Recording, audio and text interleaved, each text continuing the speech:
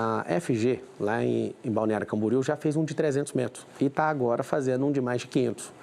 Inclusive, eu estou entrando nesse projeto para todo mundo entender que é um negócio sério. Lá em Balneário, numa praia apertada, eles vão construir um de mais de 500 metros de altura e vai ser o maior residencial do mundo. Gente que é visionária, às vezes espanta a maioria das pessoas que não entendem do que a gente fala. Porque a gente quer criar um marco, esse prédio vai chamar Brasil, inclusive. Todo o mundo fala de Burj Khalifa e eles vão falar que o maior prédio do mundo chama-se Brasil. A novidade, não vai custar nem R$1 do seu dinheiro. Isso aí vai ser parceria público-privada, mas tem que ter uma iniciativa de alguém. Vou explicar algo para vocês. O Brasil perde em turismo por um elevador na França, o elevador da Torre Eiffel. Aqui tem menos turista internacional, tá? Do que o elevador da Torre Eiffel. O que significa isso? Nós precisamos criar vocação nisso e construir isso, além de trazer muito emprego, mudar completamente a imagem da cidade de São Paulo, abençoar essa zona sul de São Paulo, região periférica, onde não tem investimento. Ali você começa a criar um prédio, você começa a criar uma quadra e aí você vai valorizar seu imóvel. Você que está aí, ó. Você que está aí para baixo no Campo Limpo, você que está aí no Jabaquara, você que está aí. Sabe o que acontece quando uma obra dessa acontece perto de você? Seu imóvel que vale 300, 400, vai passar a valer R$1 milhão. Só que todo mundo só quer investir no lugar dos playboy, não quer investir aí. Eu quero levar a prefeitura para a Zona Norte para valorizar a Zona Norte. Eu quero levar o maior prédio do mundo para lá sem gastar nenhum real de dinheiro público, só de disposição. E me dá uma caneta apertando 28 no dia 6 de outubro, que se a caneta estiver na minha mão, nós vamos fazer. Se vocês não me derem a chance de ser prefeito, nós vamos fazer do mesmo jeito. Eu vou arrumar um jeito de fazer isso aí. Eu vi e quem viu não tem como voltar atrás. Entendi. Agora a gente vai para o intervalo, volta já já com mais Pablo Marçal no Roda Viva.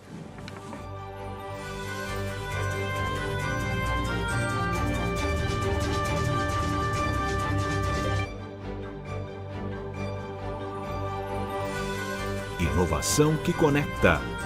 Bradesco. Eles têm que entender o mundo que cerca eles. Eles têm que entender o que pensa o porteiro, o que pensa o filho da cozinheira, a cozinheira, o jardineiro. Ele tem que entender, as pessoas que cuidam dele. Tem que saber, tem que entender o mundo, ele vai ter que sair para fora do portão, ele vai ter que pegar o ônibus, ele vai ter que pegar o trânsito, ele vai ter que conviver com os motoboys, ele vai ter que conviver com o que está ao redor dele. Então não é que ele está o Racionais ou o Cupom, não. O Racionais é como se fosse a voz de alguns, existem outros, certo? Se o cara achar que o mundo também, o Racionais resumiu o mundo, ele está errado, ele está de chapéu. O patrocínio, de uma certa forma, te amarrou, né? E criou uma censura que eu acho que é pior do que a da época da ditadura, que é uma censura econômica, né? E duplamente exercida, né? A primeira, quando você apresenta o seu projeto no Ministério da Cultura, e o Ministério da Cultura diz se pode ou não ir atrás do patrocínio. E a segunda, quando você vai atrás do gerente de marketing. Né? E a única coisa que o governo faz é isso, olha, é problema seu. E aí, quando é problema seu e eu tenho que ser aprovado pelo Ministério da Cultura, eu não posso fazer coisas que o Ministério da Cultura não goste. Né? Eu perdi a minha liberdade. Eu acho que isso aconteceu um pouquinho. Eu prefiro cair fora e falar do que eu quiser. Eu sempre falei durante os 15 segundos com o mesmo tom enérgico que eu falo agora. Isso é da minha personalidade. Eu não sou de minhas palavras. Eu tenho clareza no que penso e no que digo. Não tenho dissociação cérebro-língua, nem nenhuma dificuldade de articular o meu pensamento. Aprendi a falar e escrever corretamente. Naquela época eu tinha um tempo pequeno, então grande parte das pessoas, incluídos jornalistas também, não conseguiam entender o que eu dizia. E achavam engraçada a frase final, meu nome é Enéas. Muitos achavam que eu estava brincando, querendo ser deputado mais à frente, ou um cargo. Surpreendi todos quando não fui candidato a nada, porque eu não quero, não preciso disso. Sou médico, sou professor de cardiologia, tenho do que viver. Eu não fiquei mais duro. A conversa agora está sendo mais demorada. É possível agora o senhor acompanhar com mais tranquilidade, e todos que me ouvem, não só agora a forma, mas o fundo, o conteúdo do que está sendo dito. Todos os personagens, não é, têm algum parentesco com o autor, mas entre João Grilo e Chicó, João Grilo talvez represente o que eu quiser ser. Eu gostaria muito de ser uma pessoa astuciosa, mas eu sou mais um mentiroso fantasista como Chicó, então eu me identifico mais. Então pode-se dizer que eu talvez seja uma mistura de Chicó e João Grilo com predominância de Chicó. A minha combinação com a Band era essa, não, o cara está na sua mão, você resolve do jeito que quiser. Aí eu falava, escuta, senhor deputado, Deixa eu ver se eu estou entendendo uma coisa. O senhor está me ligando para censurar o CQC? É isso que o senhor está querendo fazer?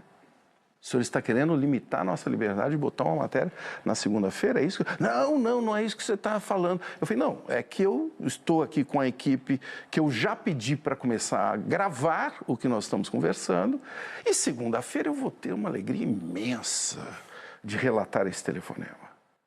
Aí o cara falava assim, não, você não entendeu o que eu falei. Eu falei, então eu vou...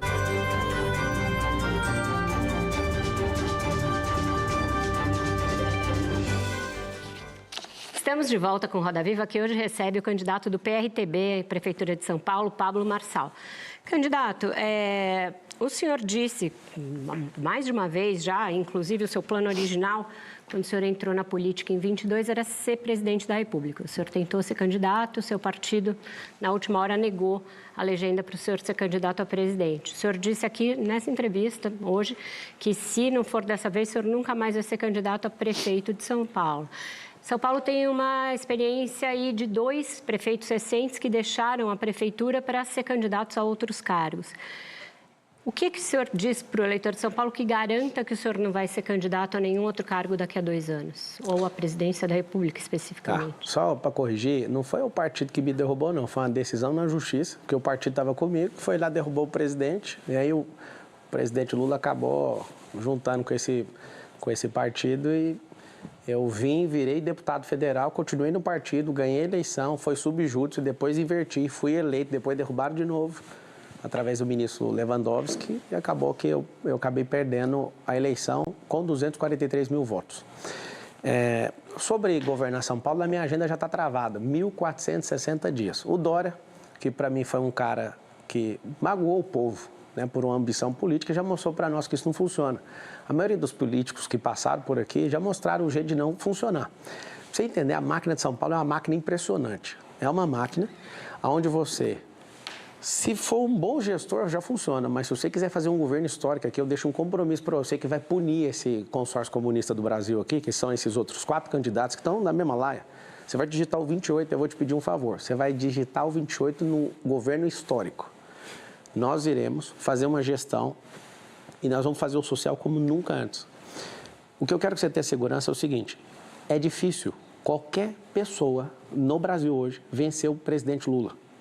Ele sem a máquina, fazendo uma análise, ele sem a máquina na mão, venceu o presidente Bolsonaro com a máquina na mão. Eleição é um negócio muito perigoso. A não ser que ele tenha um comportamento do Biden, pelo envelhecimento, com todo respeito, a idade chega para todo mundo. Eu tenho 37 anos, o Lula vai estar com mais de 80, se eu não estiver errado, aí em 2026.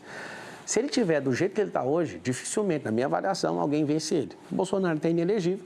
Acho que dificilmente qualquer outro governador do estado consiga ter punch para fazer isso. O que é o ideal? O ideal é que volte à normalidade, o Bolsonaro consiga ser elegível para que ele dispute com o Lula e vá para esse final, esse acerto de contas, para ver quem é o mais popular. E que o governador Tarcísio parta para a reeleição, para continuar fazendo o que ele tem feito muito bem feito, inclusive você vai ter meu apoio, governador, não precisa me atacar mais. E eu vou cumprir isso, e se precisar, e o povo estiver comigo nisso, do jeito que está agora, né, que está assustador, a pesquisa Veritá ali, a intencional, eu estou com 36 pontos. Na espontânea eu estou com 30, deslocado do pelotão inteiro. E essa pesquisa, para quem não sabe, ela foi a única que acertou, em cheio. O próprio governador Tarcísio falou com a boca dele, ninguém acreditava na eleição do Tarcísio, e ela falou que ele ia ganhar, e ganhou. E a gente vai ganhar também no dia 6. Então você está dizendo que se não tiver outro para enfrentar o Lula, vai ser o senhor, é isso? Não entendi. Que se não tiver nenhum outro, se o Bolsonaro não puder enfrentar o Lula, vai ser o senhor? Lula. Eu deixei claro aqui, só se ele tiver. Nem o senhor? Ninguém ganha dele, ele com a máquina na mão. O Lula, ajuda a gente, cara. Termina esse governo com honra, acha alguém. Não adianta ser o Boulos, que ele é de extrema esquerda. Você sabe que você tem vergonha dele, mas está faltando candidato aqui. Deixa São Paulo comigo, arruma um sucessor. Não é o taxado de que ele é incompetente. Ele já mostrou que gestão não é com ele, nem economia. Arruma alguém, sai em alto estilo, faz o melhor governo da sua vida. Recupera esse 1 trilhão que você acabou de colocar de rombo fiscal. Se você repetir o número que você colocou nos nossos lombos por 2 anos, você vai ser o presidente mais incompetente da história. Dificilmente. Se você estiver bem emocionalmente, eu duvido que alguém ganhe do senhor. Pedro. Candidato, no dia 25 de agosto, o senhor publicou nas suas redes sociais um vídeo com a música de fundo do Racionais MCs, Expresso da Meia-Noite.